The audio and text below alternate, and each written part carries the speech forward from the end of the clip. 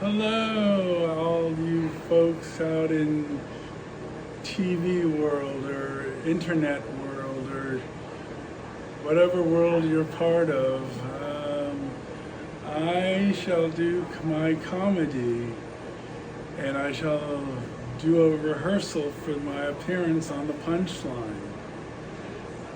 I shall begin with thank you, members of the audience and members of the jury on either side. I will tell my jokes, and if I'm funny, you must acquit. And I'm probably, unfortunately, the worst comic, but you've had the best, so now you've got the worst. So I hope you enjoy this punishment. It's punishment with an F.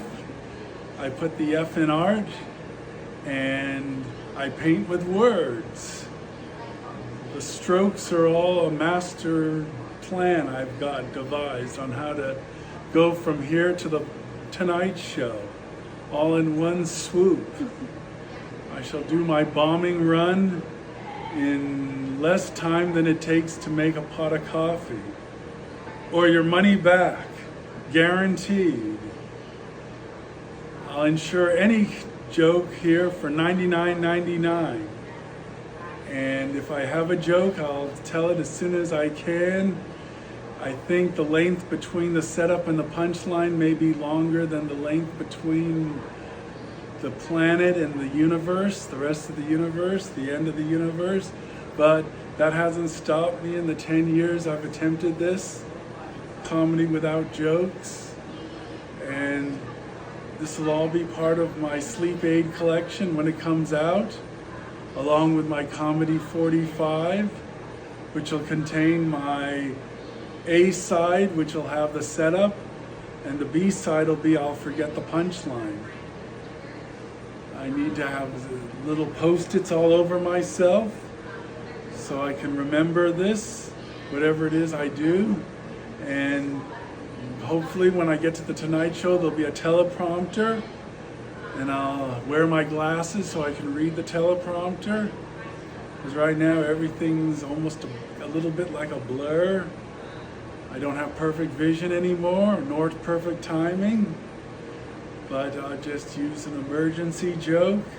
Hold on, I'll zip up my emergency joke. This is the hoodie, the Punchline hoodie. It takes money to make money, and I paid $48 for this wonderful hoodie. A bargain. And it's maybe my one and only appearance here at this wonderful venue, where very few have bombed, but I'm going to change all that with this one-man wrecking crew. I feel like I'm out of step in a one-man parade, and I'm a misfit amongst misfits. But like I've said earlier, that hasn't stopped me. And I should have warned you all, my comic influences are Steven Seagal, Chuck Norris, Baby Yoda, and Bill Belichick. And you can do a fact check on that. I'm slimming down so I can evade security if I have to, or adoring fans who want a piece of my gigolo-ness, because that's what I want to be, a gigolo.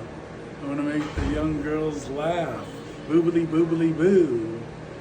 And if that doesn't work, well, there's always politics. I'll run for office. I'll be like Chancellor Valorum in Star Wars, or Jet Porkins, the X-Wing fighter who blew up before Luke blew up the Death Star.